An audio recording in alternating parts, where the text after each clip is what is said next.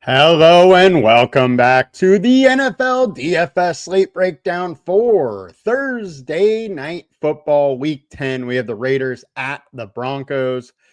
We got a big point spread on this game, but as oftentimes these divisional primetime matchups do end up a little closer than people think. On paper, this game looks ugly, but it might be a little more interesting. And I do think it actually is pretty fun for DFS with the trade deadline passed and Jacoby Myers no longer on the Raiders. I think it, jumbles things up to make it very, very interesting. We're going to get into it all. But first, I'm your host, Tyler Weeman, and come join us at LineStar. If you are not aware, we do have a free trial, 7 days free. Come join us at LineStar. Give us a peek. Figure out how you like us. Give us a 5-star review. You can try us on the Android or Apple App Store. Download us there or come join us at the website, linestarapp.com. You can get access to that free 7 days through any of those options.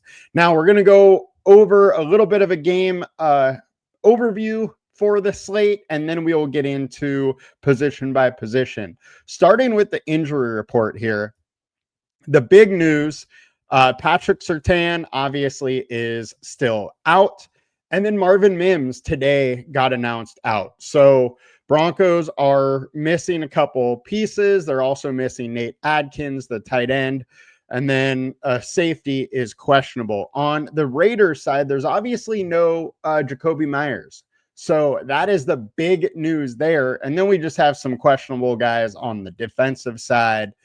Outside of that, they're a full go. Brock Bowers was a full go in practice all week. Looked great last week. And so I think we're getting 100% healthy Brock Bowers again. Now, let's jump in to the slate a little bit more.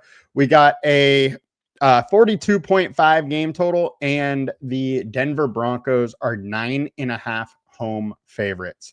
Starting with position by position, Bo Nix obviously is getting the lion's share of the ownership at quarterback. On DraftKings, he is 10.6K, whereas Geno Smith is 9K. We like Bo Nix a heck of a lot more than we like Geno, which is no surprise here. But there's one aspect that I did want to point out with Geno Smith. He has had 2 healthy games of Brock Bowers. Game 1, where he went 24 of 34 for 362 yards and a touchdown. And then week 9, where he goes 29 of 37 for 284 and 4 touchdowns. Brock Bowers, I think, means a ton to Geno's success and to the Raiders' success. Geno has looked awful. From 2 to week 7, he was terrible. They had the bye week 8. He came back out with a healthy Brock Bowers and magically looked good again. I have already bet his over on completions, the 19.5. I thought the line was a little bit low. Also, with Patrick Surtain out, they're just not going to be as aggressive on defense, and they really don't need to be with a 9.5 game total. So I think Geno Smith may go slightly overlooked here in these single game contests, but Bo Nix obviously is in the better spot. This Raiders defense isn't that scary. Their opponent rank is 19th versus the quarterback. They're allowing 237 yards a game, allowing 1.4 touchdowns, allowing some rushing yards. And Bo Nix has been very, very good. 17 touchdowns on the year, only 6 interceptions. He's QBR is solid and averaging 219 yards per game. We don't need to go more in depth here. Bo Nix is obviously the one to favor. However, I do think there's absolutely path to Geno's success. And if the Broncos get to a big lead, Geno's going to be throwing the ball a ton. Now, onto the RB spot. This is an interesting one to dissect. Obviously, J.K. Dobbins is the RB1 for the Denver Broncos and has got the lion's share of the work. But snap count wise, he has been hovering right around 50% of the snaps for a while now. And we have RJ Harvey right around 30-ish%. So while J.K. Dobbins is the one, it's not like he has 70% of the snaps like some of the other RB1s. He also has been sticking right around that 14 to 15 carry area, rarely going over that. And so I do think there, is a ceiling to his production here. On the other side, the Raiders have actually been decent, only allowing 86 yards per game to the running back. Now, that goes with 1.1 touchdowns. So guys are scoring, but they're not racking up yards. So uh, I I'm going to have some JK, but I don't think he is absolutely a smash play.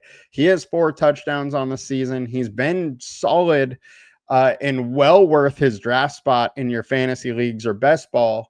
But he lacks ceiling with the limited touches. The likelihood of him going 20 plus or being in the captain spot, I think, is very slim. At 5,600, RJ Harvey has only been playing 25 to 37 or to 40% of the, or sorry, 30% of the snaps. He has 2 rushing touchdowns, but then he has another, I think, 5 passing touchdowns this season. He has 6 total touchdowns is what it is. So he is getting work all over the place. He has a decent amount of red zone targets. He also has red zone carries. He's way cheaper. He's just not getting as consistent of work. Last week, 2 carries, but 5 receptions. The week before, 7 carries, 1 reception. So he's getting about half the work, but he is a little more explosive and he's getting it done near the goal line. And it is somebody they want to get more and more involved. And if he keeps making plays like this, it's going to be hard to get him off the field. Now, same thing is this Raiders D has been decent against the running back. However, I should mention over the last 4, they're 28th against the running back, allowing 1.5 touchdowns, 99 yards, and have got beat up through the air. So there's definitely path to success for Dobbins and Harvey, but just understand it is a split backfield. They're going to have to be very efficient to earn a captain spot. Both are very, very worthy of a flex spot.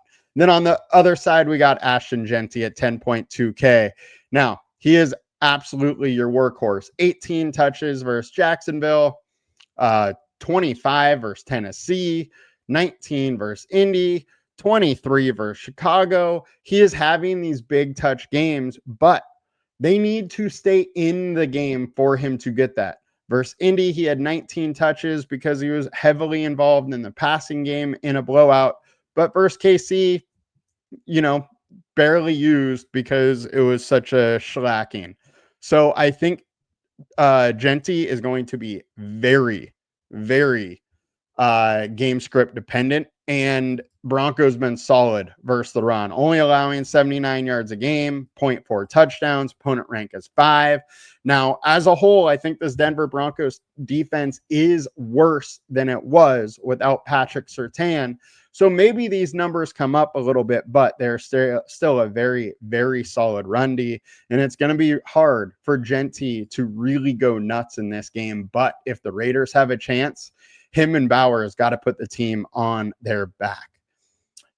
As far as, the low owned dart throws, you got Mostert. He's barely playing. Dylan Lobb is the same situation for the Raiders.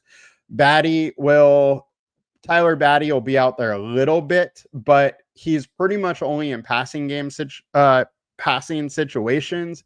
And this game doesn't really profile as one that they're going to need a ton of passing game situation. And so for that, Batty is probably only used to me for lineups of like a Jeanty captain or maybe a Bowers captain, but even more so Jeanty, because it needs to be the Raiders are getting on the scoreboard early to really bring Batty out there. So I'm not going to be using him much, if at all. Now, on to the wide receiver room. We got Troy Franklin, Cortland Sutton. The big news here is Marvin Mims is out.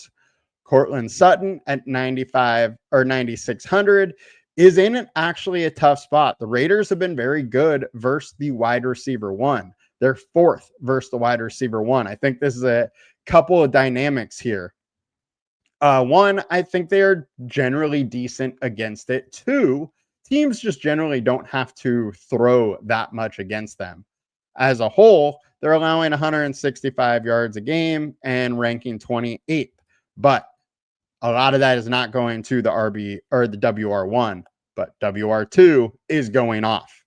24th versus WR2 is the Raiders, and Troy Franklin is in that spot. Without Marvin Mims, Franklin had 10 targets and 2 carries last week, heavily involved. The week before, 8 targets. Week before that, 10 targets. They have been heavily involving Troy Franklin, and he can make some big plays. So I definitely like him. I think he is in the realm of captain talk, and he's only 7,600. So you will be able to pay up for some studs here. I think this slate is very interesting because salary does not matter that much. Like, I think Troy Franklin could out-target Cortland Sutton on this slate, and he's 2K less. You have Ashton Genty, who could be, game scripted out. And then on the Raiders side, they have 7K Trey Tucker to throw to, and then all cheap options, and cheap options that are going to need to be involved a little bit. Getting into this Raiders, Trey Tucker, obviously the WR1. Now he's stepping into a spot that has been very tough versus wide receiver ones, but one thing that I do find interesting, if we go to the team defense tool, so over the last 4 games or over the last 10, the Broncos are very good versus the wide receiver one. You go to the last 2. Now, Sutton has been out essentially like a game and a half, and Broncos are 20th versus wide receiver one. They have been substantially worse versus the wide receiver one. And I think this may scare some people off using Trey Tucker, but I think he's going to get some target volume. He's only 7K, and he does have a big time ceiling. He can break big plays. So I think he is very, very interesting on this slate. Then we get to the rest of the Raiders receivers: Jack Bech, Tyler Lockett, Dante Thornton. Dante Thornton will be active for this game. And it's really hard to know really what's going to happen here. Jack Bech was a higher drafted than Thornton, but Thornton's the one that was started the season and was playing every day before he was just inactive. So it's kind of hard to know where to go with this Raider team. Jack Bech likely is the WR2, but it very well could just be Dante Thornton out there running a ton of routes, kind of being sacrificial X like he was early in the season, where he would be out there a ton running routes, but really did not do much of it. And Jack Bech maybe could be playing the slot a little bit, as that is a little bit more of his skill set as a whole. There's Pat Thornton down there Pat Bryant, who has started playing a little bit more for the Broncos, but really barely involved. And I would not expect this game to be the one that he gets heavily involved. So if you're paying down, he's going to be low owned because the Lockett's, Thornton, Bech is going to take more ownership. People are going to be attracted to that spot because it's the obvious one where, you can project more volume going there. So that would be the only reason to use Pat Bryant. Getting on over to the tight end world, we got Brock Bowers, 9,800. He's pretty much a must play in this. Now it's a very, very tough spot versus tight end for Brock Bowers, as Denver is second versus tight end 1, and that's over the last 2. They're second over the last 4. They're 8th over the last 10. But I would still expect Brock Bowers to get plenty of volume, and that's really the key here. I think this is, once again, a game that he likely gets 8-10 targets. I mean, he is the game in town. Him and Genty are the focal points of this offense without a doubt now, and they need to flow through them, even in tough games. Now, this Denver D has been solid, but it's still given up 67 yards per game to the tight end over the last 4. It's the touchdowns, which they just don't allow many touchdowns in general. And I think without Surtain, what's going to happen is this Denver defense is more of a bend but don't break. They allow you to move the ball, but they don't allow many touchdowns, and they get tight in the end zone. And I think that's what we're going to see a lot of from the Broncos D now. Brock Bowers clearly in play, clearly a captain possibility. Evan Ingram at 4,400. My man's been barely used all year long, and there was talk about them, being in the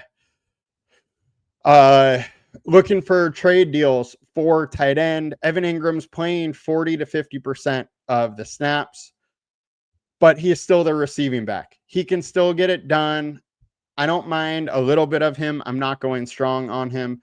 Troutman is no more than a touchdown vulture. So if you want to pay down and get a possible touchdown, you can go to him. Evan Ingram or Michael Mayer at 2,800, I actually do think has some interest.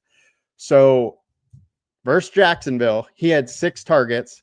He played 80-something% of the snaps as the tight end too. This team just went with a ton of 2 tight end sets.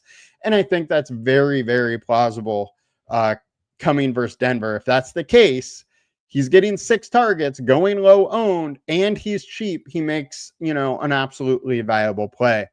Now getting over to defense. It's pretty much the Broncos or bust here. I don't see Bo Nix, throwing a ton of picks here at home versus a poor Raiders defense. So I'm probably not playing the Raiders D. Barring a special teams miracle, they're probably not optimal. So that is their path. Broncos, I don't mind playing a little bit. I think the floor is decent. The floor is 5-6 points probably, whereas the ceiling could be possibly 20, and I'm fine going there. Now, the issue here is they're not going to be as aggressive as they have been in the past without Surtain there. So that is my only issue. Maybe the ceiling is a little lower there, but all in all, it's a solid D, and the Raiders offense is meh.